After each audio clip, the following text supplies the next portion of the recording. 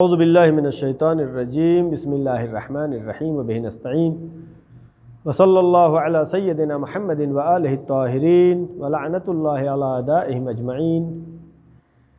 تمام ناظرین و سامعین کی خدمت میں سلام عرض کرتا ہوں۔ سلسلہ دروس ترجمہ و مختصر تفسیر قرآن بعنوان انس با قرآن آپ تمام ناظرین و سامعین کی خدمت میں مستقل پیش کیا جا رہا ہے، اور آج کی وہ شب جو کہ بہت ہی خوشی کی شب ہے مومنین کے لیے، اور یہ شب جو کہ ولادت باسعادت حضرت ابو طالب علیہ السلام کی شب ہے، اور کل روز ولادت ہے۔ آپ تمام ناظرین و سامعین کی خدمت میں سلام عرض مبارکباد پیش کرتا ہوں، اس لیے کہ جناب ابو طالب کی ذات اور شخصیت، البتہ اس کا وقت نہیں ہے کہ اس کے بارے میں تفصیل میں بیان کروں، انشاءاللہ الگ سے ویڈیو میں بھی ہو سکتا ہے کہ جناب ابو طالب کی شخصیت میں کوئی روایت اور حدیث نہیں بیان کر رہا ہوں، بس تاریخ میں دو شخصیتیں ملتی ہیں جنہوں نے تربیت کی ہے، کیا ہے۔ ایک جناب ابو طالب ہیں کہ جنہوں نے تربیت کیا ہے، پرورش کیا ہے پیغمبر اکرم حضرت محمد مصطفیٰ صلی اللہ علیہ وآلہ وسلم کے، جو کہ خاتم النبیین ہیں، سید المرسلین ہیں۔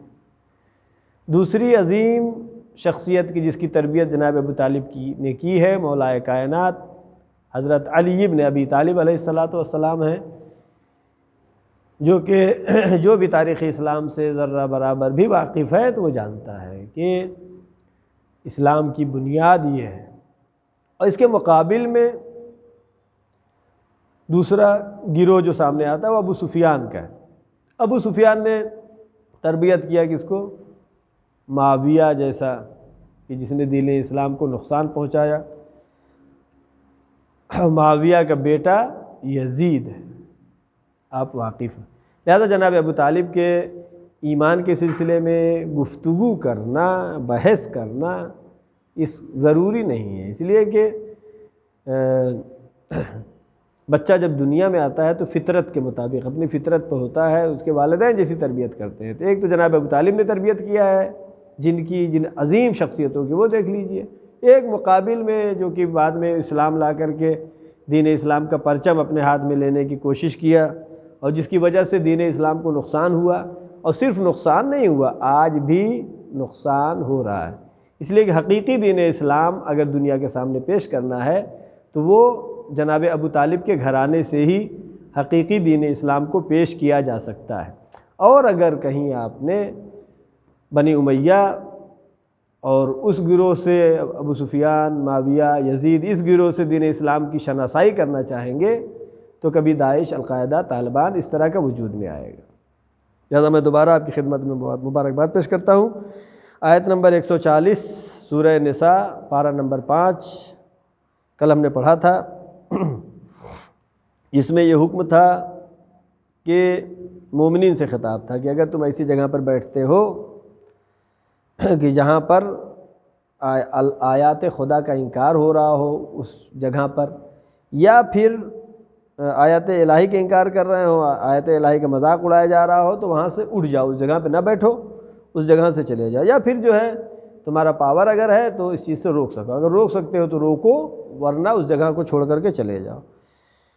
آج کی آیت بھی منافقین کے سلسلے میں ہے۔ اعوذ باللہ من الشیطان الرجیم، بسم اللہ الرحمن الرحیم، الذین یتربصون بکم فَإِن كَانَ لَكُمْ فَتْحٌ مِّنَ اللَّهِ قَالُوا أَلَمْ نَكُن مَّعَكُمْ وَإِن كَانَ لِلْكَافِرِينَ نَصِيبٌ قَالُوا أَلَمْ نَسْتَحْوِذْ عَلَيْكُمْ وَنَمْنَعْكُمْ مِنَ الْمُؤْمِنِينَ فَاللَّهُ يَحْكُمُ بَيْنَكُمْ يَوْمَ الْقِيَامَةِ وَلَن يَجْعَلَ اللَّهُ لِلْكَافِرِينَ عَلَى الْمُؤْمِنِينَ سَبِيلًا۔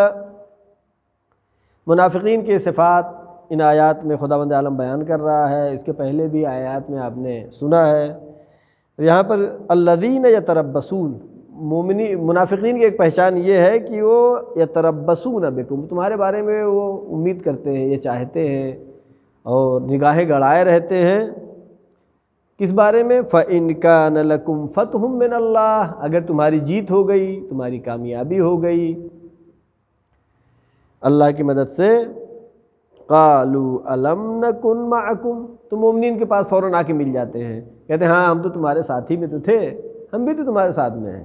اگر جیت ہو گئی مومنین کی تو یہ منافقین مومنین کی طرف جاتے ہیں۔ وَإِنْ كَانَ لِلْكَافِرِينَ نَصِيبٌ، اگر کافرین کو تھوڑی سی جیت مل گئی، لفظ نصیب اور لفظ فتح وضاحت کریں گے، قَالُوا أَلَمْ نَسْتَحْوِذْ عَلَيْكُمْ وَنَمْنَعْكُمْ مِنَ الْمُؤْمِنِينَ، تو آ کے وہ کہتے ہیں، کس سے؟ کافرین سے کہتے ہیں، ہاں دیکھا نہیں ہم تو تمہیں حوصلہ دلا رہے تھے، اس میں ہم تمہیں تشویق کر رہے تھے کہ مومنین سے جنگ کرو، جیت ہو جائے گی تمہاری۔ یہ منافقین، اگر مومنین جیت گئے تو ان کی طرف پہنچ گئے، منافقین جیت گئے تو ان کی طرف پہنچ گئے۔ اب اس آیت میں دو لفظ آئے ہیں، فَإِنْ كَانَ لَكُمْ فَتْحٌ مِّنَ اللَّهِ، مفسرین نے یہاں پر بیان کیا وضاحت کے ساتھ، لفظ فتح بیان ہوا ہے مومنین کی جیت کے بارے میں، لیکن کافرین کی جیت کا مسئلہ اگر کہیں ہے، تھوڑا سا کہیں جیت گئے جیسا کہ جنگ احد میں، تو وہاں پر لفظ نصیب آیا ہے۔ ان دونوں میں جو مفسرین نے بیان کیا، لفظ فتح پائیدار ہے، پائیدار جیت کو کہتے ہیں فتح۔ نصیب وَإِنْ كَانَ لِلْكَافِرِينَ نَصِيبٌ، کافرین کو کہیں تھوڑی سی جیت نظر آ گئی، مثلا جنگ احد میں مسلمانوں نے رسول اللہ کی بات نہیں مانی، اصحاب رسول نے رسول اللہ کی بات نہیں مانی، تو شکست کا منہ دیکھنا پڑا، یہ وقتی جیت ان کی تھی۔ اس کے بعد تو پھر دین اسلام پھیلتا رہا، آگے بڑھتا رہا، اسلام کی ہی جیت ہو رہی ہے، آج بھی جیت ہے، ہمیشہ جیت ہوتی رہے گی۔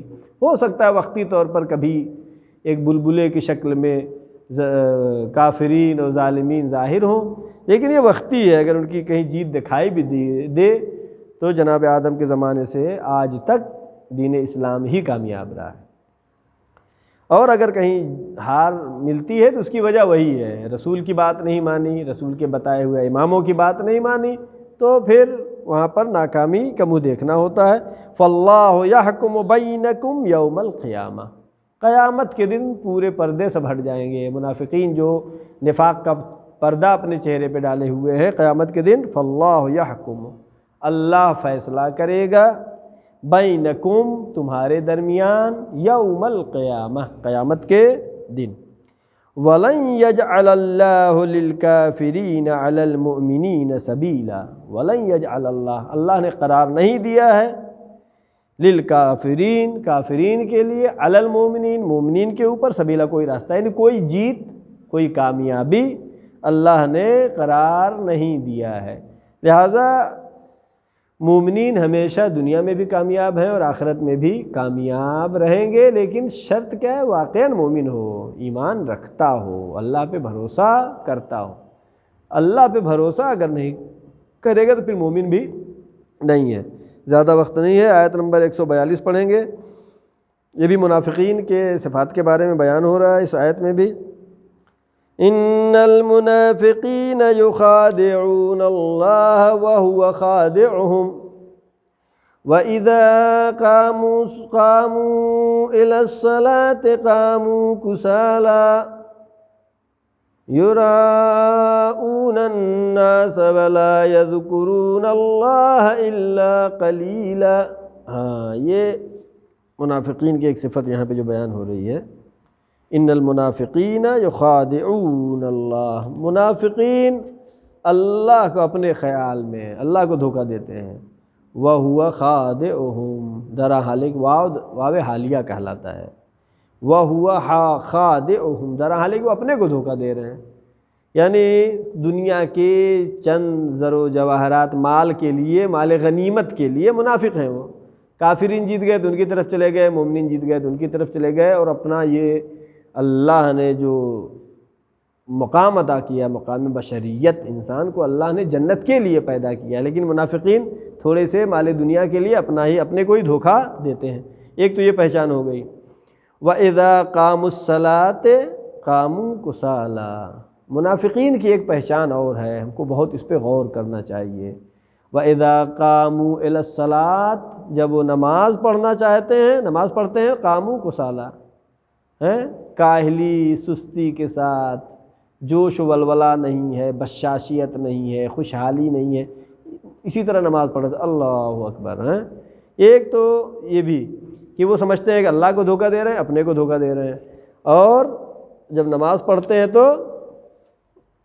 سستی کرتے ہیں، کاہلی کرتے ہیں، بس پڑھ لیتے ہیں، اسی طرح پڑھ لیتے ہیں۔ تو ایک منافقین کی صفات بیان ہو رہے ہیں۔ پہلی یہ بیان ہوئی کہ جس کی جیت دیکھتے ہیں مومنین کی، تو مومنین سے کہتے ہیں ہم تمہاری طرف، کافرین کی جیت دیکھتے ہیں تو کہتے ہیں ہم ہی تو ساتھ دے رہے تھے تمہارا۔ اور جب نماز کے لیے کھڑے ہوتے ہیں تو کاہلی اور سستی کے ساتھ۔